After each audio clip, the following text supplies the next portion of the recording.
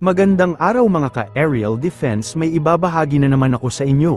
Dahil ngayong araw na ito ay may pag-uusapan tayo tungkol sa depensa, high alert itinaas sa Palawan at Basilan dahil sa rockets ng China. Pero bago tayo magpatuloy, huwag mo muna kalimutan mag-like, share and subscribe. Manatiling nakatutok sa aming channel para updated ka sa balitang militar at West Philippine Sea. Pinag-iingat ngayon ang mga residente ng lalawigan ng Palawan at Basilan dahil sa nakatakdang maglunsad ang China ng kanilang Long March 8A rocket ngayong araw ika-11 ng Pebrero, mula sa Wenchang spacecraft launch site nito sa Hainan, China.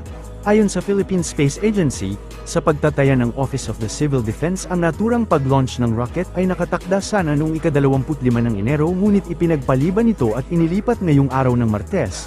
Bukod dito, mayroong tatlong itinalagang drop zone ang China kung saan babagsak ang mga debris ng naturang rocket na una ay tinatayang nasa 85 nautical miles mula sa Rosal Reef, pangalawa, tinatayang nasa 40 nautical miles mula Puerto Princesa, Palawan, at ang pangatlong drop zone ay tinatayang 33 nautical miles mula Haji Mutamad, Basilan.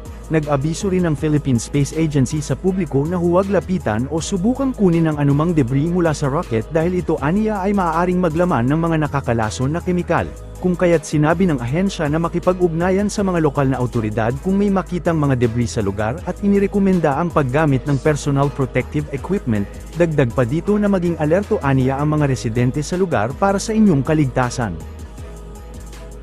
Kinundi na ng China ang isang pahayag na inilabas ng US at Japan, na naglalaman ng kritisismo laban sa mga provocative activities ng China sa pinagtatalunang karagatan sa West Philippine Sea at Taiwan Strait, kung saan tinawag ng China na pag-atake aniya at pagpapalaganap ng maling impormasyon.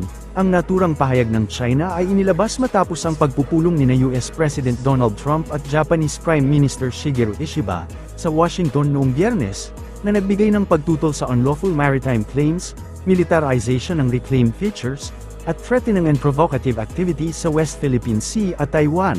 Bilang tugon, sinabi ni Chinese Foreign Ministry spokesman Wu Jiakan, na ang mga pahayag ng US at Japan ay isang panghihimasok sa mga internal affairs ng China, at binigyang diin na ang mga pahayag ng mga ito ay layong palalain ang tensyon sa rehiyon.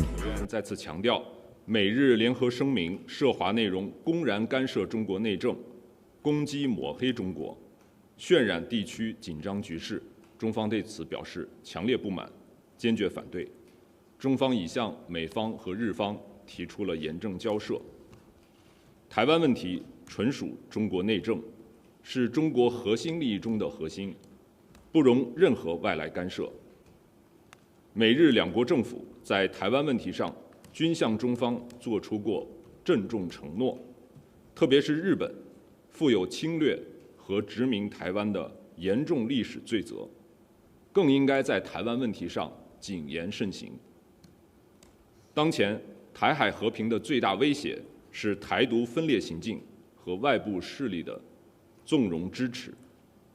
有关国家如果真的关心台海和平稳定，就应当恪守一个中国原则，旗帜鲜明地反对台独。